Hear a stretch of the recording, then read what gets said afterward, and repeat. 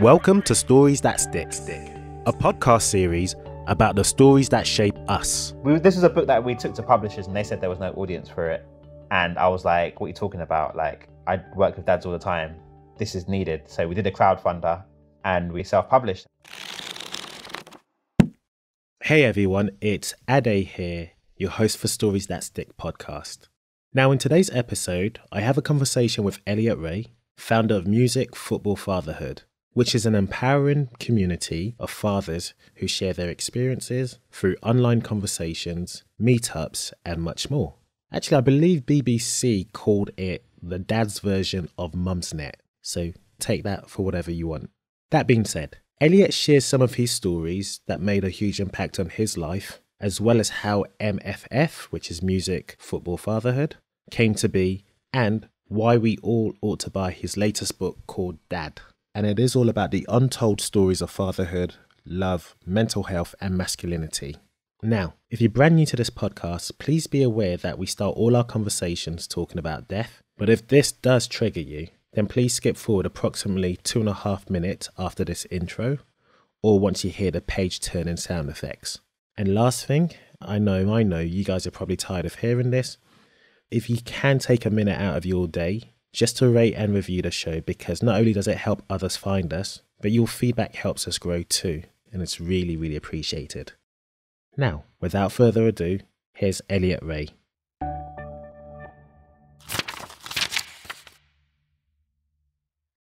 Hey Elliott, how are you? Hey, I'm good, Ade. How are you doing? I'm not too bad. Friday, and so, we thank God. The weekend is now opening up somewhat, so we can actually say thank God it's Friday. For real. Not that I have any plans over the weekend. Oh no. I can pretend I do. Not a sub-story from the start. I do actually have plans. What am I talking about? I'm going to see my grandma, and then I'm also going to go and see our book in a bookshop for the first time ever. So I do have plans. I was lying. Well, we definitely will jump into your book, because that's predominantly why we are here, or why rather I have the privilege of speaking to you. But we do talk about the subject of death out the gate. Sure. So, Elliott, what do you think, or, what are your thoughts on death as a subject, a topic? Man, it's something that I've been thinking about a lot. So, ultimately, we're here. We don't know when we're going to go, but we've got to make the best of our lives, right? And I think preparing for the eventualities is good, but at the same time, just enjoying every day and trying not to overthink it. Yeah, and I guess the reason as to why I normally start with this, Elliott, isn't because I'm a morbid guy and I want to talk about death, but on the contrary, is because if you are on this podcast, it's a snapshot of your life so far. But I'm curious to know whether you're intentional with it, your life. Do you want to leave or create a legacy? Yeah. You do? 100%. Legacy is an interesting thing. So not to say, when I'm gone, I want everyone to remember my name. I don't think it's that. I think it's more about what impacts can I have when I'm here? How can I make my life better, my family's life better, people around me, society, try to do my bit around equality. So I definitely live my life very intentionally. I feel like anyone that is doing something a little bit out of the box, building something in the community, has to be living intentionally. I don't think you just fall into that kind of thing by accident. Yeah, absolutely. And I would love then for us to go into the chapters of your life to see how intentional you've been living and the legacy that you are creating, because you are 100%. I'm definitely familiar with Music Football Fatherhood, MFF. You guys have been doing great things and I'm a big fan. So let's actually go through the first chapter, 0 to 10.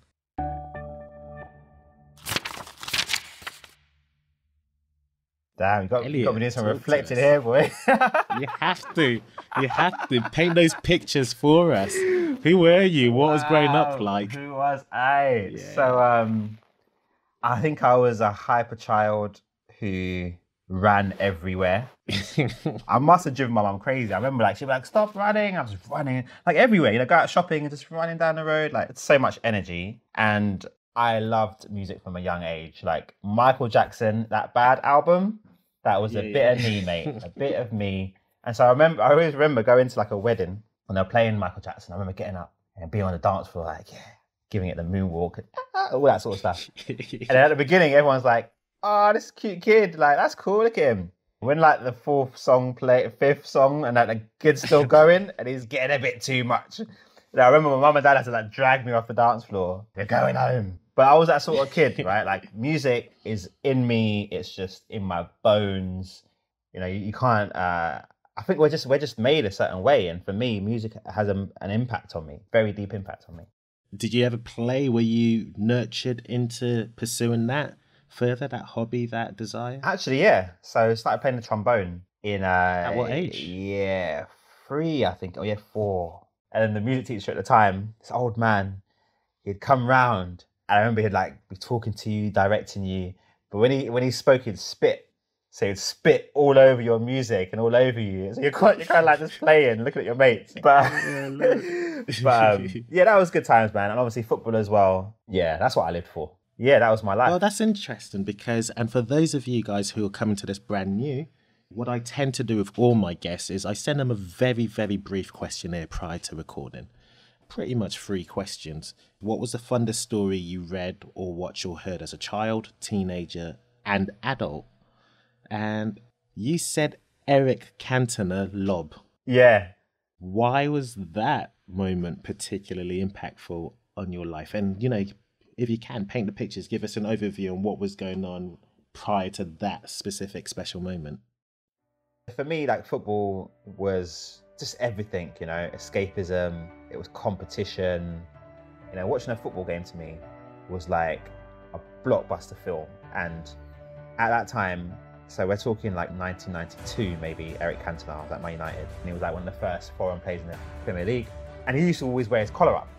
So most players would have their collar down and he'd have his collar up. And there was a game, I think they were playing Southampton. But yeah, he got the ball just outside the box and just seemed to look up and just chipped it straight into the corner and then turned around, stood like this. And I was just like, no, this is it. And so for me, that was an amazing moment. And I think from a football-loving kid, that kind of gave me like encouragement. I was inspired. I would wear my collar up and pretend I was Eric Cantona. You know, so that was just like a massive moment in my life that had a massive impact on just, you know, who I was.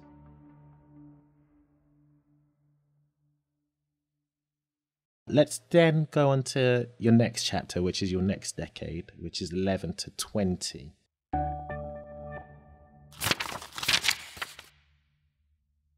So paint some pictures, Elliott. The floor's yours. Like, wow. Who were you at this time? What were you thinking? What was keeping you, quote unquote, on the straight and narrow? So, do you know what? I've never thought about it in that kind of decade, because I think from 11 to 20, you are a completely different human. You know what I mean? Yeah. But I think in year 7 and 8 and year 9, you know, I think I did pretty well in school. I enjoyed school. I was never bullied in secondary school or anything like that. I was kind of like that middle ground kid that had something in common with most people. I was quite good in my academic. I wasn't amazing, but I was good enough to like get some A's and B's and GCSE, so I could do that stuff. I was also very good at football. I was quite fast, so I was respected through that as well. Yeah. But I think there was definitely times where I knew I wasn't as confident as I could have been.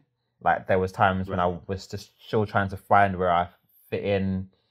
I think so. I think with secondary school, especially during the first part of this decade, you know, you are very much still testing things and seeing what quote unquote clique you belong to and what's your tribe. Were you now at this stage though, and there often is that one tutor who sees a talent in you and says, you know what, Elliott, you should pursue this. Was there anyone for you like that? Sadly, no. What they say?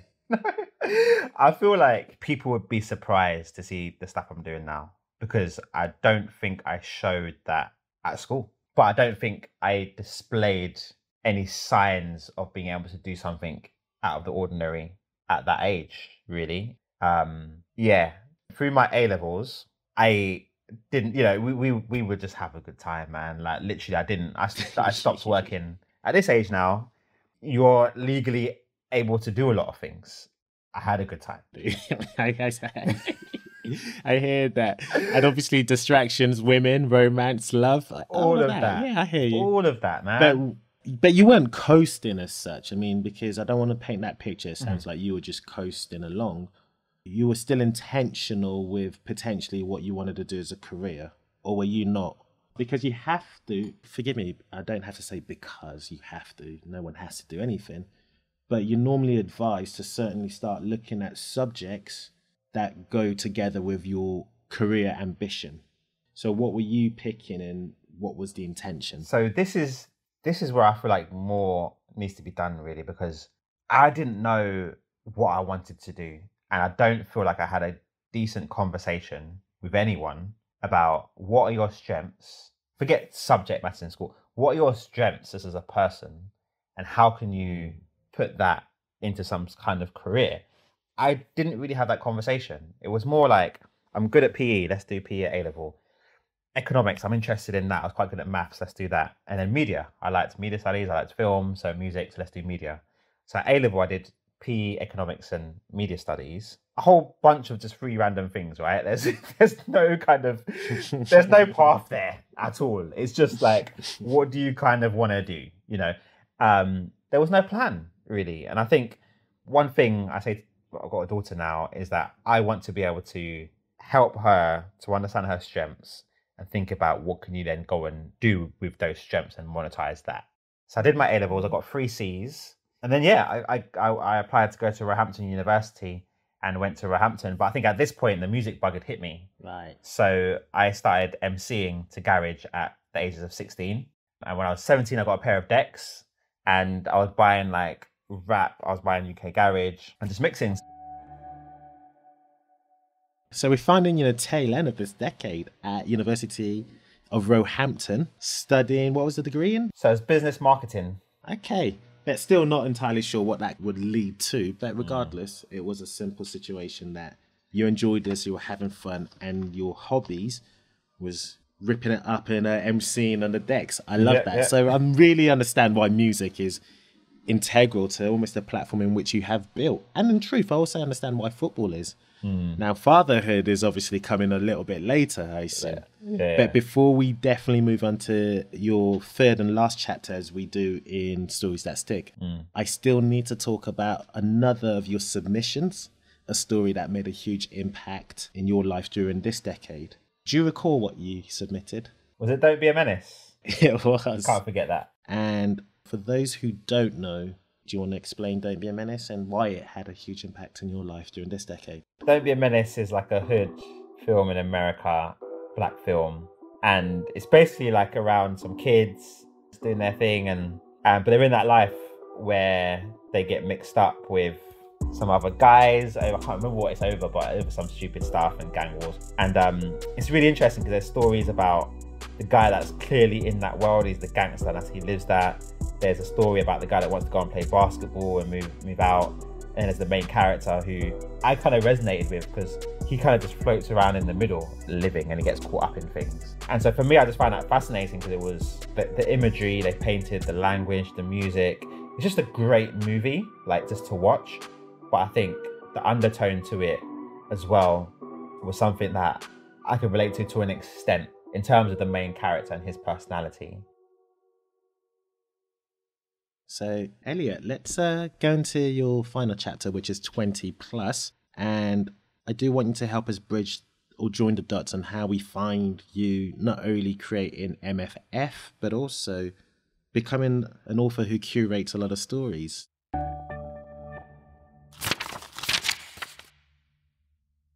We're in uni, we've graduated. What's next? Yeah, so for me, just quickly on uni then. So the first 2 years, again, DJing, doing all the student discos. And then I knuckled down in my third year and really started to work hard. But one thing that I write about in my story, actually, when I was 19, and I write about this in the book, is there was some, a bit like the Don't Tell the Menace story, but there were some guys that I knew and from my area, and some guys from South. And yeah, there was some mix up. I'd introduced 2 groups of people that didn't necessarily like each other or whatever. And I ended up basically getting robbed and having a gun put to my head. And so for a long while, it was like feeling like when you leave your house, everyone's looking at you and everyone knows what's happened to you and it's quite embarrassing and whatnot. And for me, that was a massive driver. I think that was the thing that made me want to work even harder, because I was like, okay, cool, I'll get my revenge through my success and I'll show you your mistake, sort of thing. So I finished, that happened like the second year at uni. Finished university, and then probably really at this point experiencing the system. You speak more on that. So, trying to get a job basically and just realizing I know nobody. I have no contacts. I have no experience other than just working in retail. So I always worked. I worked in Blockbuster and I worked in JD Sports and I worked in Iceland. So I always had a job, but I had no experience in marketing or business at all. Just couldn't get a job. So my mum worked at NatWest Bank at the time, and she was like, "Why don't you come and work in the bank?" So applied, got an interview, and got my first job as a cashier in a bank. And it's weird, you think I went to university, got a 2-2 in business marketing, and now I'm like a cashier, and also had to sit next to my mum. But I think that was one of the first experiences of negatively understanding how potentially my race plays into opportunities. So how does MFF come to play, and like also dads? Because I see the passion within these respective silos, music and football, but we still haven't spoken about that fatherhood. Like, where does all of a sudden you bring in all of this under one roof come into? I guess I'm asking for the genesis story of MFF, which then leads itself to dad, your book. So yes, I guess doing taking it from working in NatWest, I got promoted to the business center, which was really nice. And then I actually started a business. I left NatWest and started a business called Make Happen Music, which was teaching young people music production. And I think that was from the ages of like 23 to 26. I did that. I would go around different housing associations, different colleges, community centers, and we would make songs, but also kind of talk about, their life and what's going on for them. A lot of them were living in like difficult circumstances in difficult areas, and they had beef with a lot of different people. So it was like, just talking through those sort of things. So it was some of like the most rewarding years. It was very tough. And I remember the first time I got a first contract, I was in a meeting, and it's in a housing association meeting actually. And the girl Cecilia, who was like one of the community people there, she was like, I want to do this project. I want to teach young children how to make music. So I was like, I could do that. I've been doing that for years. Like, that's fine. Like, give me the contract. I'll do it. Bearing in mind, I had no equipment. I didn't know what the hell I was doing. I had no lesson plan. Gave me the date. I was like, okay, cool. I need to go and sort out some stuff. So I remember running home, ordering all the equipment, but the keyboards, they couldn't deliver the keyboards. They had none in stock. Oh, no. I drove into central London to the shop I'd ordered from. This is about a couple of hours before the session starts. I wrote a note on some paper. Please don't give me a ticket. Please. I'm just running into the shop. Ran into the shop, begged them, look, I've ordered it from you, but you haven't delivered it. I need to have them now. I've got a session I'm running in like an hour and a half. They went into the stock room. I was like, yes. Took them, ran back in the car, drove to the place, which was around Kilburn. Parked up on this estate, this council estate. And I remember I was being mad because I had a lot of money worth of equipment, and I'm in my boot, unpacking the keyboards, putting them into these bags with the laptops, and then I'm walking down through this place I've never been before on my own to go into this community centre. And I set up the laptops, tested the keyboards. Luckily they worked. Two of them didn't work. And the kids come in.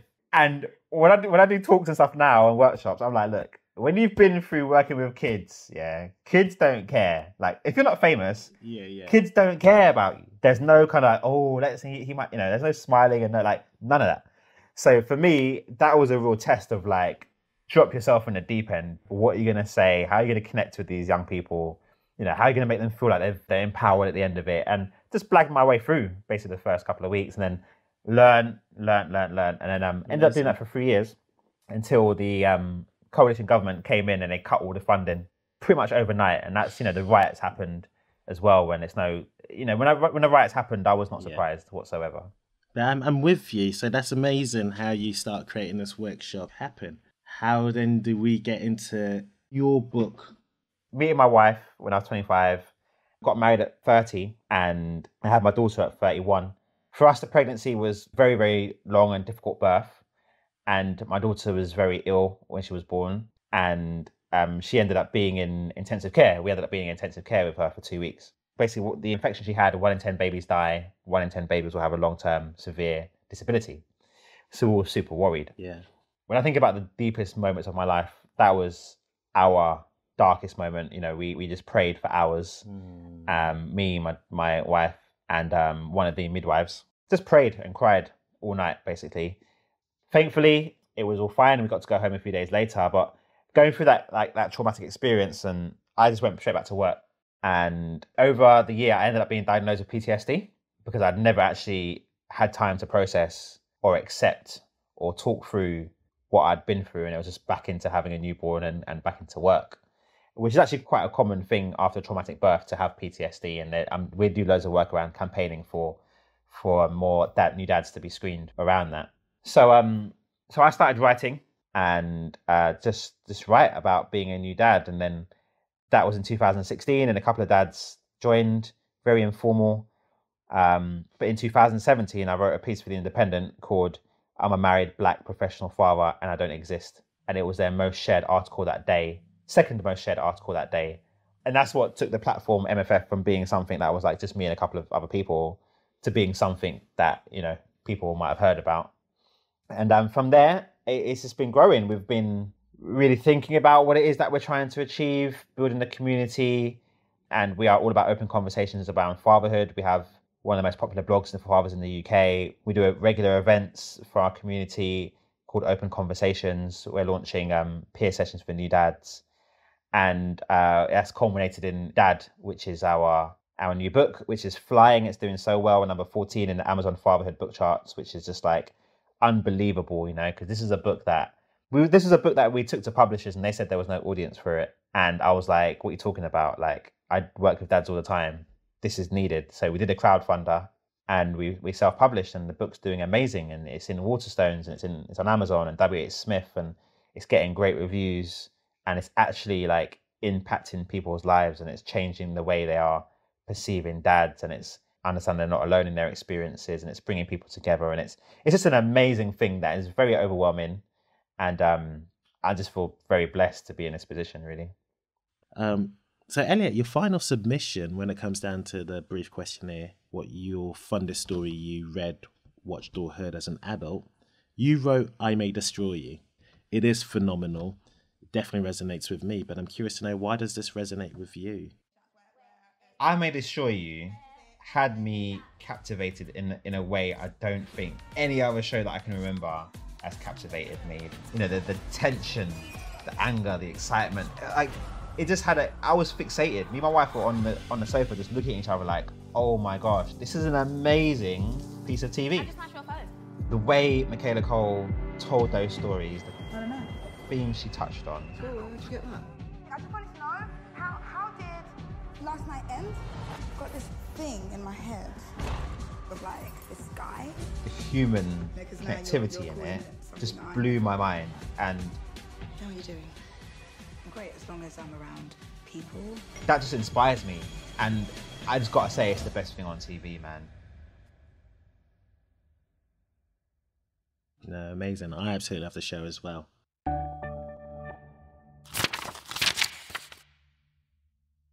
So, Elliott, before we find out how we can find you and where we can find you, this is the last question I ask all my guests. Apart from your book, what one book would you gift to loved ones and why? Okay, so the book I've read in the last couple of years that I really enjoyed was actually Queenie. So Queenie, for me, it was a great distraction from the world. It was very relatable. One of the first really entertaining books that I've read that I could see myself in, that was talking to me as I could have been a character in that story, or I understood the context and stuff like that. So there's not many of those, that you read and you think, oh, I see myself in here. That was probably the most entertaining book I'd read recently. So for anyone trying to relax and have a good time, and check out Queenie. Amazing. Well, would you like to be found online? And if yes, how can we find you, and what would you like us to do? So I want to be found, but not by trolls, not by racists. By good people. If you're a good person, then cool. Find me, reach out. I'm very responsive. So my personals are I am Elliott Rae. So IAM Elliott, 2 L's and 2 T's, RAE on Twitter and Instagram. If you want to follow MFF, if you're a dad who's interested in mental health or masculinity or equality and fatherhood, then follow us at MFF online _ or go to musicfootballfatherhood.com and you'll see all our activity on our website. The website's the hub. You'll find all the activity for the book. If you go to www.wearedad.co.uk, there's a link tree, and it's got a link to all of the kind of places you can find the book. But yeah, please do check out the book. It's 20 powerful stories from dads from different backgrounds, different ages, talking about a variety of different topics. Some hard stuff that dads will experience, also some everyday stuff that each dad will experience. And these dads have come together because they believe that we need to do more talking. We need to be more open with our experiences. We need to share more, and we need to change the narrative around what fatherhood is. Please check it out.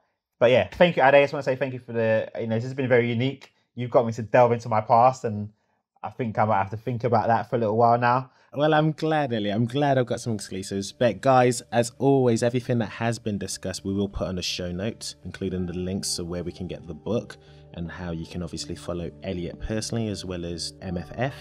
And we always want to be better with all the interviews we do and just our output. So please do rate, review, give us feedback, because it really does help us grow.